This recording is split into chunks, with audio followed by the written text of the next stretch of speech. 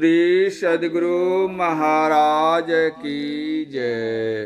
पूज्यपाद महर्षि संत सेवी परमहंस जी महाराज का प्रवचन।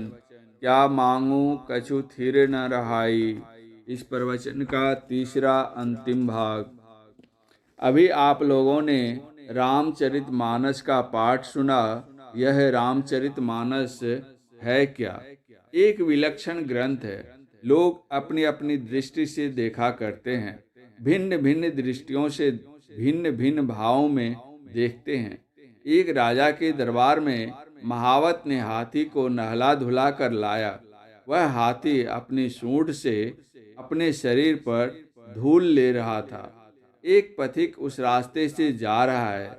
वह महावत से पूछता है कि अभी तुम हाथी को नहला धुला कर लाए हो, हाथी अपने शरीर पर धूल क्यों ले रहा है? महावत ने कहा, यह तो जंगली जानवर है, इसको क्या पता कि स्नान क्या होता है, स्नान क्या है, धूल क्या है, शुद्ध क्या है, इसको क्या पता है? यही जिज्ञासा अब्दुल रहीम खान खाना से किसी व्यक्ति ने की थी। धूल धरत निज शीश पे, कछु रहीम के ही काज। रहीम कवि ने उत्तर दिया, जेहि रज मुनि पत्नी तरी, सो खोजत गजराज। अर्थात हाथी अपने शरीर पर सामान्य धूल नहीं ले रहा है, बल्कि वह उस विशेष धूल की खोज में है जिस धूल से अहल्या का उद्धार हुआ था। किसी ने संत कबीर साहब से भी पूछा था, राजा के दरबार में जो हाथी बंधा हुआ है वह अपने सिर पर धूल क्यों लेता है? राजा द्वारे बंधिया, माथा धुनय गयंद, मनुष्य जन्म कब पाई हो, भजियो परमानंद। वह माथा पर धूल क्यों ले रहा है? वह तो माथा धुन रहा है कि कब हमको मनुष्य शरीर मिले जो हम ईश्वर भजन करें। सज्जनों, हम लोगों को मनुष्य का शरीर मिला हुआ है। अगर हम भगवत भजन नहीं करें तो कहीं हम लोगों को भी उस हाथी की भांति माथा धुनना न पड़े। इसीलिए अभी रामचरितमानस का जो पाठ हुआ है उसमें नर्तन की विशेषता के ऊपर कहा गया है। मर्यादा पुरुषोत्तम भगवान श्री राम अपनी प्रजा को उपदेश देते हैं। बड़े भाग मानुष तनु पावा, सुर दुर्लभ सब ग्रंथ ही गावा। साधन धाम मोक्ष कर द्वारा, पाई न जेहि परलोक संवारा। सो परत्र दुख पावई, सिर धुनि धुनि पछिताई। काल ही कर्म ही ईश्वर ही, मिथ्या दोष लगाई। मनुष्य शरीर की उपादेयता के संबंध में कागभूषुंडी जी गरुड़ जी से कहते हैं, नरक स्वर्ग अपवर्ग निशेनी, ज्ञान विराग भक्ति सुख देनी। इस मनुष्य शरीर में नरक में जाने की निशेनी सीढ़ी है, स्वर्ग में जाने की सीढ़ी और मोक्ष यानी नजात में जाने का जीना है। अगर हम कुरान शरीफ पर ध्यान देते हैं तो उसमें पाते हैं, सूरे फातिहा में लिखा है, ये कयामत के दिन का मालिक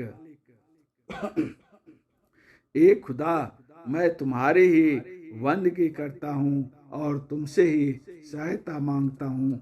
मुझे सीधा रास्ता दिखला।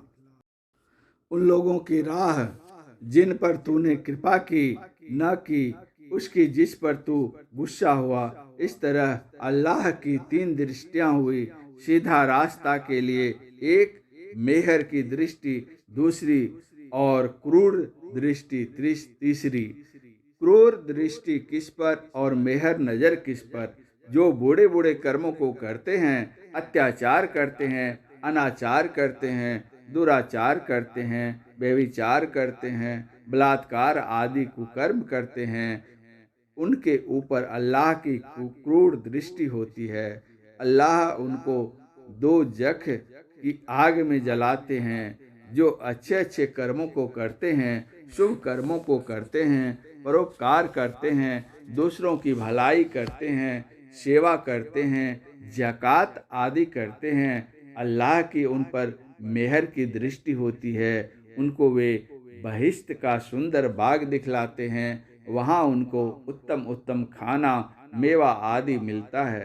पाक साफ स्त्रियां मिलती हैं। बहुत तरह के सुख आराम मिलते हैं।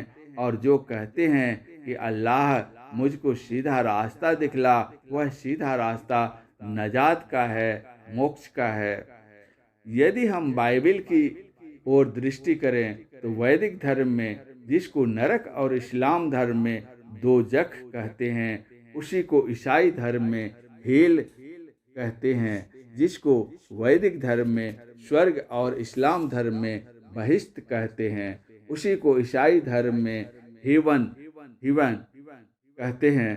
जिसको वैदिक धर्म में मुक्ति और इस्लाम धर्म में नाजात कहते हैं, उसी को ईसाई धर्म में लिब्रेशन कहते हैं। इस दृष्टि से वैदिक हो, इस्लाम हो, ईसाई हो, सब के लिए ईश्वरी ज्ञान समान है। अब हम कुछ सोचना है कि हम अपने लिए कौन सा रास्ता चुनें। क्या कोई नरक में जाना चाहता है? नरक में दुख होता है, दुख उठाना कोई नहीं चाहता। अगर हम स्वर्ग की इच्छा करें तो भगवान राम कहते हैं, स्वर्ग और स्वल्प अंत दुखदाई। स्वर्ग सदा के लिए नहीं मिलता है। अभी हमारा यह शरीर इस संसार में है। शरीर छूटने के बाद हम कहाँ जाएंगे पता है? हम आंखें बंद कर देखने पर अंधकार मालूम पड़ता है। यह अंधकार नरक में ले जाने का रास्ता है, दोजख में जाने का रास्ता है, हेल में जाने का रास्ता है। अंतः साधना द्वारा जब हम अपने अंदर प्रकाश देखें, जलवा देखें, अल्लाह का नूर देखें, डिवाइन लाइट देखें, तो यह समझे कि हमारे लिए स्वर्ग का द्वार खुला हुआ है। और जब हम साधना करके अंतर्नाद को पकड़ते हैं तो वह मुक्ति में, नजात में, लिब्रेशन ले जाता है। नाद की साधना सभी संतों ने की। प्रभु ईसा मसीह ने कहा है, देखो आकाश में द्वार खोल दिया गया है और जो पहली आवाज मुझे सुनाई दी वह विगुल जैसी आवाज मालूम पड़ी। मौलाना शेख मोहम्मद अकबर शावरी ने अपनी पुस्तक इक्तबास उल अनवार के पृष्ठ 36 और 106 पर लिखा है कि हजरत मोहम्मद साहब वर्षों तक गारे हुड़ा में आवाज मुस्तकीम, सीधा और पक्की आवाज के अभ्यास में लीन रहे। मौलाना रूम कहते हैं, हजरत मोहम्मद साहब ने फरमाया है कि मेरे कानों में साधारण आवाज की तरह खुदा की आवाज मालूम पड़ती है। दाड़ा शिकोह ने लिखा है, अंधे लोग पूछते हैं कि अल्लाह कहाँ है, खुदा कहाँ है? अरे खुदा के कलाम की आवाज और नूर से जहान भरपूर है। अपने कान से चतुराई और अहंकार की रुई को निकालो, फिर आवाज़े गैब सुनोगे, खुदा की आवाज़ सुनोगे। चाहे ईसा मसीह को लीजिए, चाहे हजरत मोहम्मद साहब को लीजिए, चाहे ऋषि मुनि संतों को लीजिए, सब ने नादानुसंधान की साधना कर मोक्ष प्राप्त कर लिया है। श्रीमद शंकराचार्य जी कहते हैं कि भगवान शंकर ने कहा, सदा शिवोक्तानि शपाद लक्ष्य लयावधानानि वसंती लोके नादानुसंधान समाधिमेकम मन्यामहे मान्यतमं लयानां नादानुसंधान नमोस्तु तुभ्यं त्वां मन्महे तत्वपदं लयानां भगवत प्रसादात पवनेन साकं विलीते विष्णुपदे मनो मे सर्वचिंतां परित्यज्य सावधानेन चेतसा नाद एवानुसंधेयो योग साम्राज्यमिक्षता। अर्थात योग शास्त्र के प्रवर्तक भगवान शिव जी ने मन के लय होने के 1.25 लक्ष्य साधन बतलाए हैं। उन सब में नादानुसंधान सुलभ और श्रेष्ठ है।